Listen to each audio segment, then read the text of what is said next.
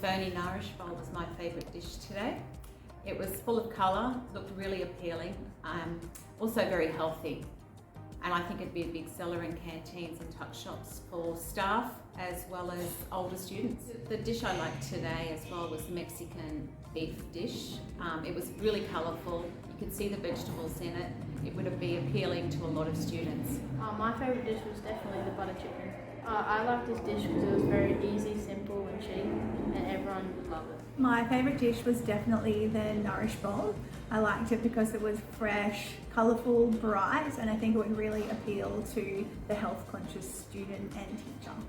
I think the cob loaf was a really good, innovative idea, had lots of veggies, and I think it would be really fun to have in a tuck shop for kids to have a look at and have as their lunchtime option. The thing I liked about the rainbow stir fry was all like the mix of the different vegetables and the colours that appeared, and kind of the synchronicity of all of like the rice, the chicken, and the flavors of the vegetables all together, and it had a really nice sweetness and spiciness to it. I definitely think hands down the burrito would be the most popular. I think it's a super common food, it mimicked a GYG vibe, and I really think that kids and teachers would absolutely love that.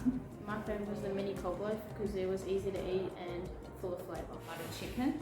I love the fact that the vegetables were hidden, and as well as it was very tasty, easy to plate up, freezable, and just an all-round great dish. Burrito and the butter chicken, because at my school, especially around my grade, the boys mainly lean towards the more meat-focused and carb-focused foods, so butter chicken would be a nice mix of chicken and rice, and the burrito would be very nice and hefty with rice, the wrap, and the beef inside.